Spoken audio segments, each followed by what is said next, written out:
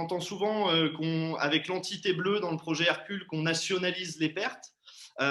Pour nous, on trouve que ce terme est trompeur parce que, premièrement, le terme nationalisation, il nous semble un peu excessif. Et deuxièmement, parce que parler de pertes quand on parle de production nucléaire et thermique, ça laisse sous-entendre que c'est un gouffre financier qui n'est pas viable. Et on voulait savoir un peu quelle était l'analyse de la CGT sur ce point de nationalisation des pertes, comme on entend beaucoup parmi les gens qui sont, notamment parmi les grévistes aujourd'hui. De toute façon, aujourd'hui, les entités telles qu'elles sont définies par le projet Hercule, elles ont un objectif, elles ont plusieurs objectifs. Bon, d'abord, en effet, aujourd'hui, l'entreprise EDF est dans une situation catastrophique d'un point de vue financier. Elle doit trouver des parades pour s'en sortir. S'en sortir, alors, dans sa stratégie à elle, c'est-à-dire que finalement, on lui demande de par la dernière loi française liée à la transition énergétique, de pouvoir se développer de manière très importante dans les énergies renouvelables, de manière à faire évoluer le mix énergétique en France. Et donc, on dit à EDF, vous devez être un acteur considérable en la matière. Et donc, EDF aujourd'hui, lui, il est en effet d'accord, mais en effet, il est d'accord, ça c'est une chose, mais il lui manque quand même l'apport financier pour y arriver.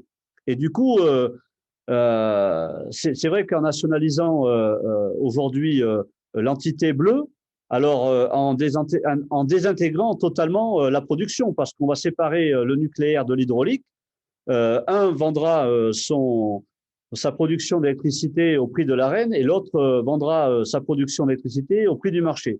Donc forcément, on met, comment dire, dans la nationalisation les pertes, mais en même temps, on a besoin d'assurer le parc nucléaire en exploitation aujourd'hui, d'assurer sa fin de vie de manière comment dire, sérieuse ou tranquille, je ne sais pas quel est le bon mot. Donc, on essaye dans cette organisation de trouver les moyens pour y parvenir.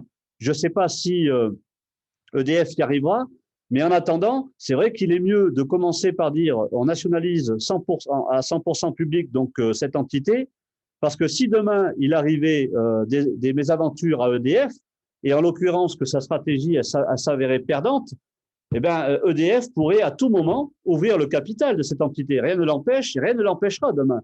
Et c'est pour ça que finalement parler d'une entité aujourd'hui 100% publique et 100% détenue par l'État, c'est un leurre.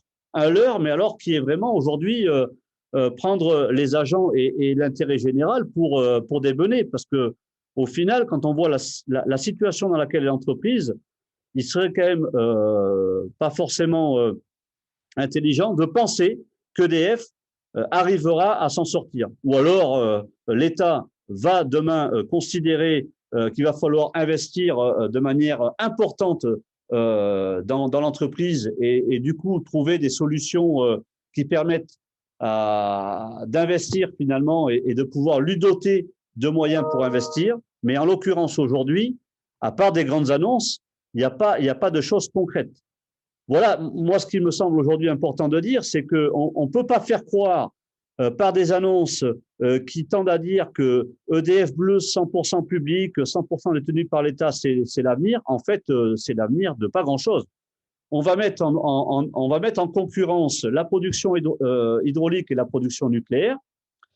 Et puis, on va essayer de trouver tous les moyens, tous les artifices nécessaires pour essayer d'assurer la fin de vie du parc en exploitation. Et pourquoi pas, si les conditions le permettent, pourquoi pas de trouver aussi des moyens permettant de relancer la filière nucléaire et le nouveau nucléaire en France, si un jour il voit jour, pour le coup, avec des nouveaux EPR et la relance donc cette filière avec la construction de nouveaux réacteurs qui viendront rétablir une situation devenue anormale à notre sens, c'est-à-dire qu'on ferme des réacteurs d'ici 2035, 14, je tiens à le préciser, et on n'a pour l'instant aucune vision sur ce qui va pouvoir les remplacer. Et donc, voilà, situation très instable par rapport à l'entreprise. Moi, c'est ça que je voudrais faire passer comme message, c'est qu'il y a des annonces, mais dans le sérieux, la concrétisation et la responsabilité, on voit bien quand même que les annonces, elles sont comment dire, pas très bâties. Voilà.